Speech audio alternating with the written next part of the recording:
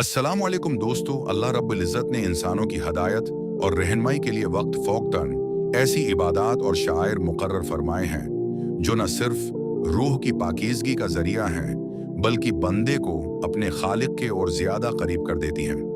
उन्हीं अजीम तरीन इबादात में से एक कुर्बानी है जो हज़रत इब्राहीम अलैहिस्सलाम और हज़रत इस्माईल अलैहिस्सलाम की अजीम कुर्बानी और वफादारी की यादगार है।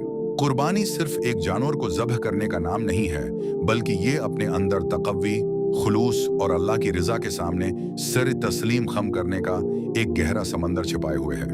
उज की इस तफसीली वीडियो में हम कुर्बानी के मुकम्मल, मुस्तनद और इस्लामी तरीके पर बात करेंगे ताकि हमारी ये इबादत बारगाह उलाही में मकबूल हो सके।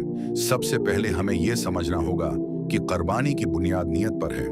इस्लामिक स्टूडियो ऑफिशियल के प्यारे दोस्तों, नबी करीम सल्लल्लाहु अलैहि वसल्लम का फरमान है कि एमाल का दारुमदार नीयतों पर है। कुर्बानी का जानवर खरीदने से लेकर इसका गोश्त तकसीम करने तक हर लम्हा नीयत सिर्फ और सिर्फ अल्लाह की रज़ा होनी चाहिए। अगर दिल में दिखावा, नाम व नमूद या माशरे में अपनी इमारत का रोब जमाना मकसूद हो तो ऐसी कुर्बानी का अल्लाह के यहाँ कोई अजर नहीं। कुरान मजीद में वाज़ेह तौर पर इरशाद हुआ है कि अल्लाह को न तो तुम्हारे कुर्बानी के जानवरों का गोश्त पहुँचता है और न ही उनका खून, बल्कि इस तक तुम्हारा तक़वी पहुँचता है। इसलिए सबसे पहला कदम यह है कि अपने दिल को हर कसम के रियाकाराना ख्यालात से पाक करके खालिस अल्लाह के लिए नियत की जाए। कुर्बानी के तरीक़े का आगाज़ जानवर के इंतिखाब से होता है। शरीयत इस्लामिया में कुर्बानी के जानवर के हवाले से वाज़ेह अहकामात मौजूद हैं। जानवर का सेहतमंद होना, यूब से पाक होना और मुकर्रा उम्र को पहुँचना लाजमी है। जैसे बकरा या बकरी कम से कम 1 साल के हों, गाय, बील या भैंस 2 साल की हो और ऊंट 5 साल का हो। अगर दम्बा या भेड़ 6 माह का हो लेकिन देखने में साल भर का मालूम हो तो इसकी कुर्बानी भी जायज़ है।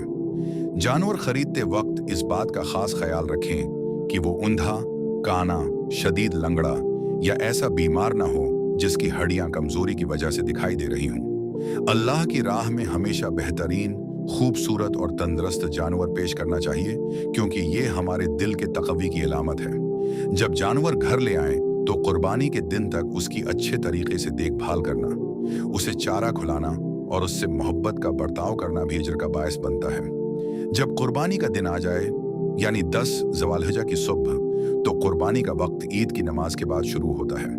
इस्लामिक स्टूडियो ऑफिशियल के नाजरीन, इस बात को यकीनी बनाना बहुत ज़रूरी है कि आपके इलाके में ईद अल अज़ही की नमाज अदा हो चुकी हो। नमाज से पहले ज़ब्ह किया गया जानवर आम गोश्त शुमार होता है, उसे कुर्बानी नहीं कहा जा सकता। कुर्बानी के दिन जानवर को ज़ब्ह करने की जगह पर लाने से पहले चंद ज़रूरी तैयारियों का होना लाजिम है। सबसे पहली बात यह है कि जिस छुरी से जानवर को ज़ब्ह करना है उसे बहुत अच्छी तरह तेज कर लिया जाए ताकि जानवर को कम से कम तकलीफ हो। शरीयत इस्लामिया हमें जानवरों के साथ भी नरमी और एहसान का मामला करने का हुक्म देती है।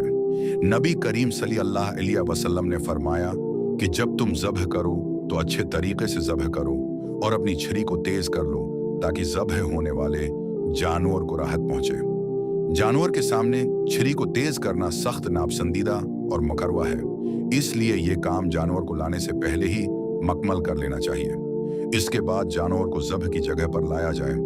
याद रहे कि एक जानवर के सामने दूसरे जानवर को ज़ब्ह करना या उसे दूसरे का खून दिखाना अखलाकी और शरई तौर पर दुरुस्त नहीं है। जानवर को इंतहाई नरमी से लाएं, उसे घसीट कर या बेदर्दी से मार कर लाना शरीयत के मिजाज के खिलाफ है।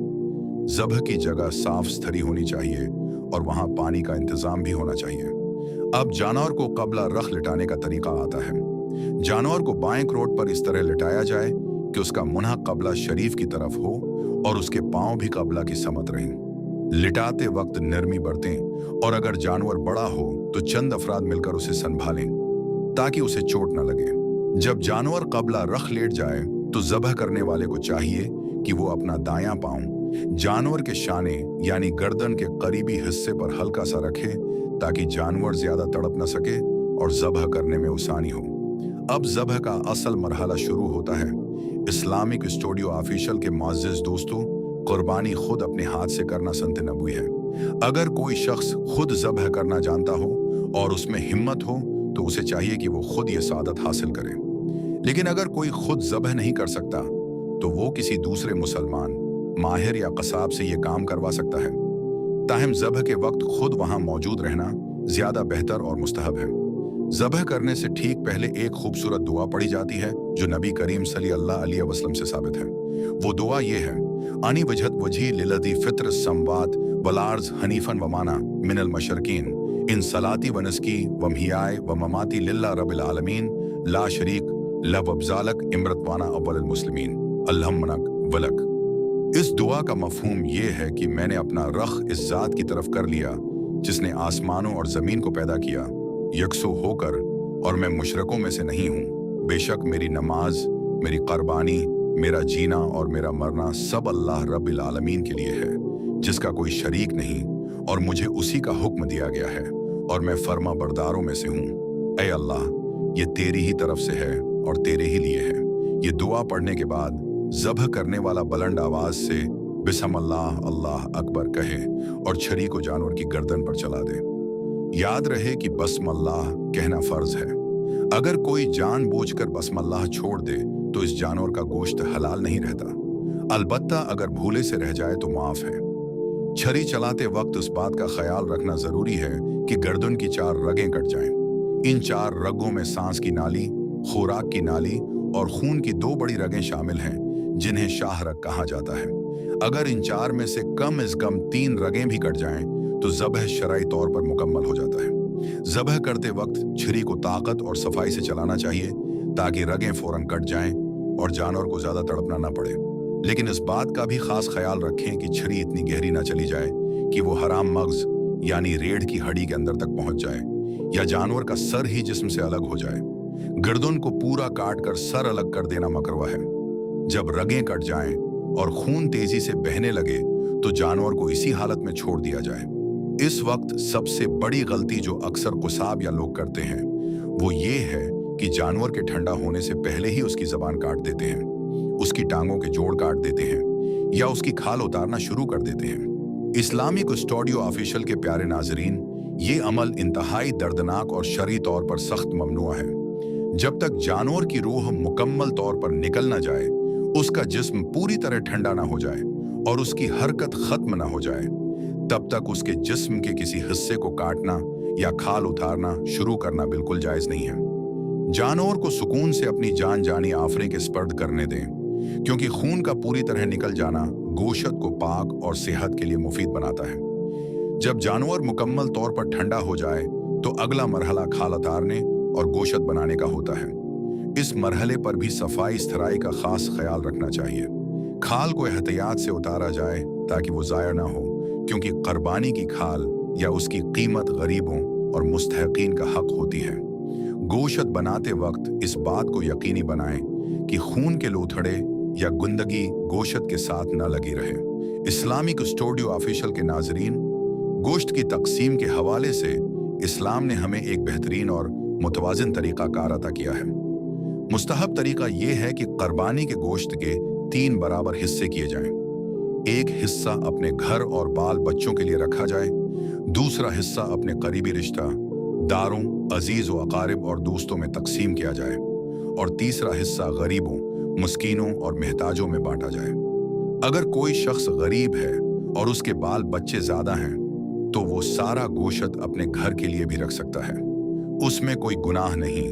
लेकिन आम हालात में 3 हिस्से करना सबसे बेहतरीन अमल है ताकि माशरे के महरूम तबके को भी इस खुशी में शरीक किया जा सके। यहाँ एक और अहम शरई मसले की तरफ तवज्जो दिलाना जरूरी है जो अक्सर माशरे में नजरअंदाज कर दिया जाता है।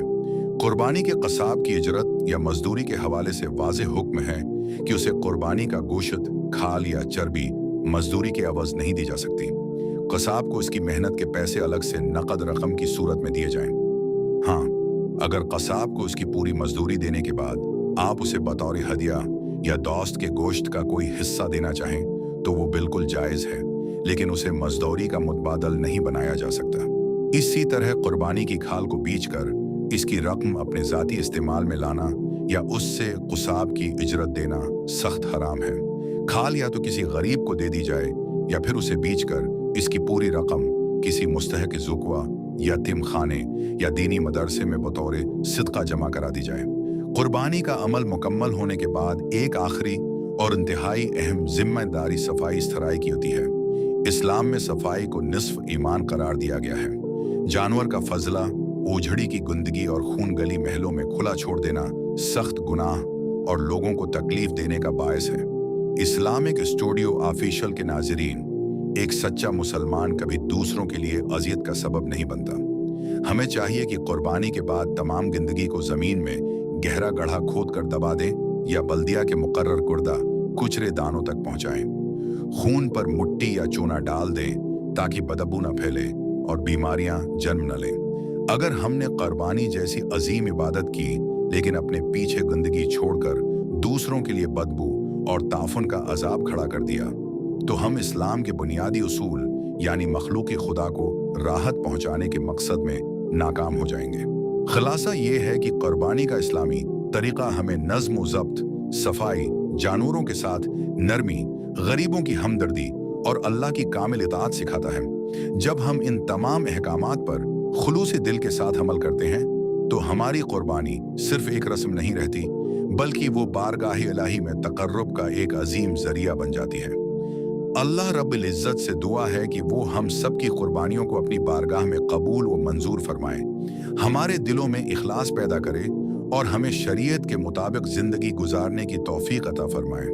इस्लामिक स्टूडियो ऑफिशियल की ये मालूमाती और शरई गाइड अगर आपको पसंद आई हो तो उसे अपने दोस्तों और ख़ानदान के साथ ज़रूर शेयर करें ताकि हर कोई कुर्बानी के दुरुस्त तरीके से वाकिफ हो सके। अगली वीडियो तक के लिए हमें इजाज़त दीजिए। अपना और अपने इर्द गिर्द के लोगों का बहुत ख्याल रखिएगा। अल्लाह हाफ़िज़।